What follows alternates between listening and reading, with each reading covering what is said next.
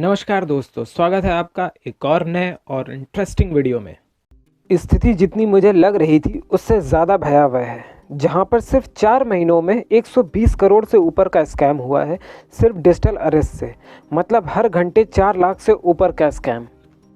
अभी तो ये आंकड़े सिर्फ डिजिटल अरेस्ट के हैं, ऐसे ना जाने कितने ही ऑनलाइन स्कैम देश भर में फैले हुए हैं, जैसे trading scams, investment scams, dating scams etcetera, जिसमें इंडिया ने 2024 में 11,000 करोड़ से ऊपर का लॉस किया है सिर्फ 9 महीनों में। आज हम बात करने वाले हैं डिजिटल अरेस्ट के बारे में।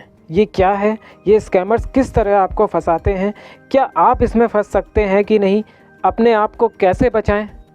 अगर आप इसका शिकार हो चुके हैं तो खोया हुआ पैसा कैसे वापस मिल सकता है? आज मैं इस एक वीडियो में इन सारे सवालों का जवाब देने वाला हूँ। National payment corporation of India ने भी इसके लिए वार्निंग इशू की हुई है।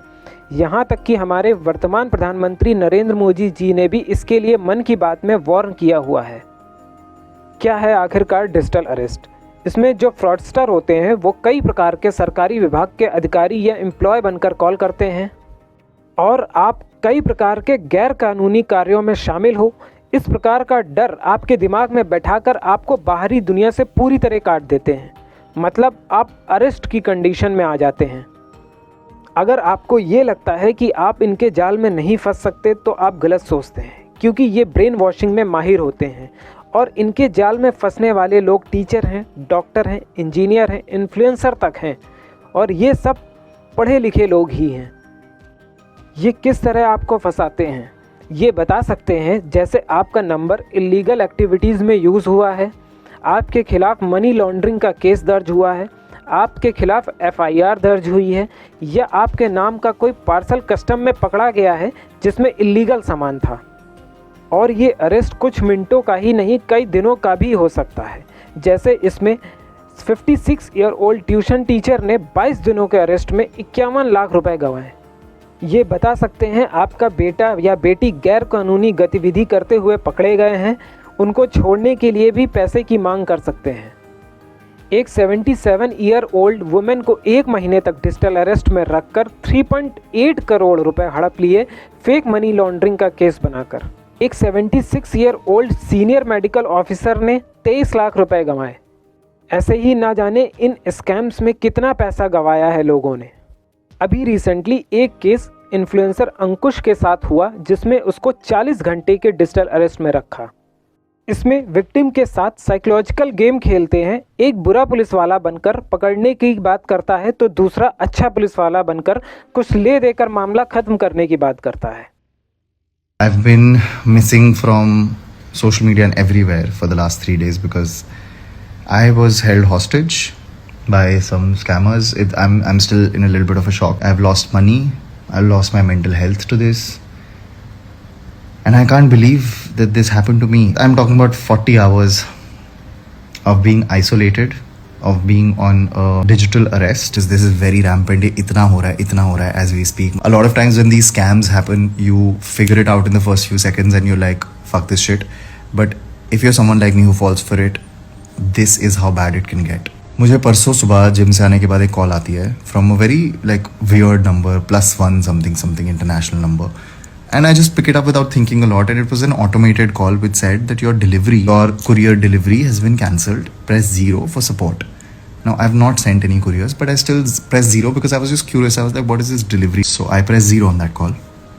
Biggest mistake of my life. Customer support answers.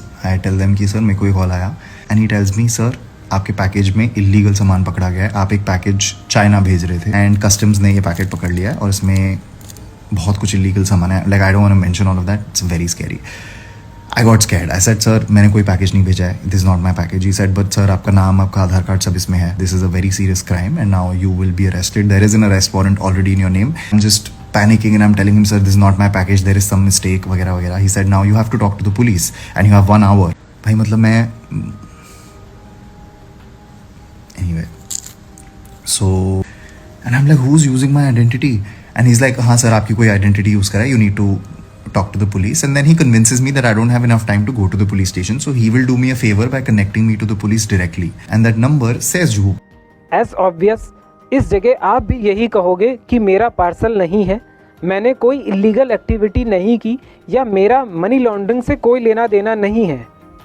और ये बात स्कैमर्स अच्छे से जानते हैं, इसलिए उनमें से एक आपको अरेस्ट करने की बात कहेगा तो दूसरा सिंपैथी दिखाते हुए कहेगा हो सकता है ये इलीगल काम इन्होंने ना किया हो, किसी ने इनकी आईडी का इस्तेमाल किया हो। ऐसे ही अच्छे से अच्छे समझदार लोग भी इन स्कैमर्स की बातों में आ जाते हैं।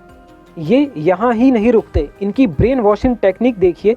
ये आपको बताएंगे कि इतना इतना पैसा भेजिए, आपका नाम हटा दिया जाएगा और आप अगर बेगुनाह पाए जाते हैं तो आपके पैसे भी वापस आ जाएंगे। Transferred to a WhatsApp call, which is a video call with some officer, some police officer, and you can see the police officer. He's in police की वर्दी and all that. And he's talking to me and he starts telling me that आपके name के under मैंने अभी check करा बहुत सारे fraud cases हैं and you are involved in money laundering, drug trafficking and like a lot of serious, very very serious crimes.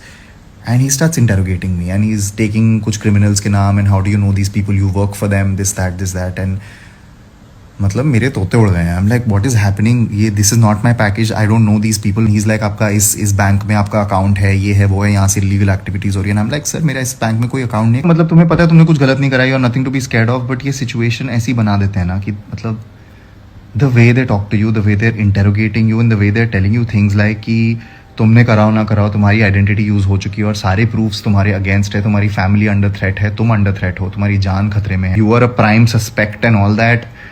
And तुम्हारा दिमाग काम करना बंद कर देता है because that time you're just like भाई मैंने नहीं करा, get me out of this. And he is like yes I will get you out of this, just cooperate with me, okay we will help you prove your innocence, because if you don't prove your innocence you're a prime suspect in this national case and you're going to be in detention and they're going to rape you and they're going to beat you up. They're telling me all of this. I don't want to get into each and every detail. ये आपको किसी से बात नहीं करने देंगे, ये आपके सारे इलेक्ट्रॉनिक गैजेट्स बंद करवा देंगे, ये आपको बताएंगे कि आप डिजिटल अरेस्ट हो और अगर आपने कोई भी चालाकी की तो ये footage as a evidence court में यूज़ हो सकता है, आपके परिवार वालों को दिक्कत हो सकती है वगैरह वगैरह, न जाने क्या क्या। अगर बात सिर्फ पैसे जाने की होती तो एक बार इग्नोर की जा सकती थी, पर इससे लोगों की जीवन भर की जमा पूंजी चली जाती है एक झटके में, जिससे कई सारे केसेस में लोगों ने सुसाइड भी कर ली है। अब जान लेते हैं कि आप इससे कैसे बच सकते हैं। सबसे पहले डिजिटल अरेस्ट जैसी कोई चीज़ नहीं होती है। अगर लॉ इन्फोर्समेंट एजेंसीज़ को आपको पकड़ना होगा तो सीधे घर आके पकड़ेंगे, ना कि ऑनलाइन वीडियो कॉल पर। इसलिए आप सीधे कॉल कट कर सकते हैं, कुछ नहीं होगा। दूसरा, आप उससे आइडेंटिटी पूछ सकते हैं, जैसे police batch number, agency unit etcetera. तीसरा, आप शांत रहिए, ये आपके डर का ही फ़ायदा उठाते हैं। चौथा, कभी भी अपनी पर्सनल या फाइनेंशियल डिटेल शेयर मत करिए।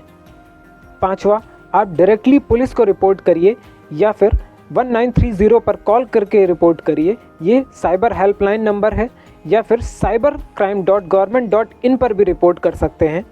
इस पोर्टल पर गवर्नमेंट ने एक 14C नाम का डेटाबेस तैयार किया है।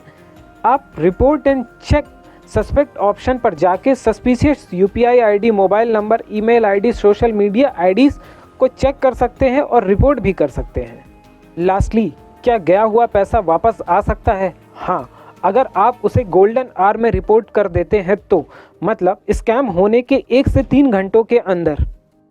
इससे जिन अकाउंट्स में पैसा ट्रांसफ़र हुआ है उसको फ्रीज किया जा सकता है और 2-3 दिन में पैसा वापस आ सकता है। पर लेट रिपोर्ट करने पर पैसा मल्टीपल अकाउंट्स के थ्रू ट्रांसफ़र हो चुका होता है, जिससे उसको ट्रेस करना नेक्स्ट टू इम्पॉसिबल हो जाता है। इसलिए तब पैसा वापस मिलना बहुत मुश्किल होता है।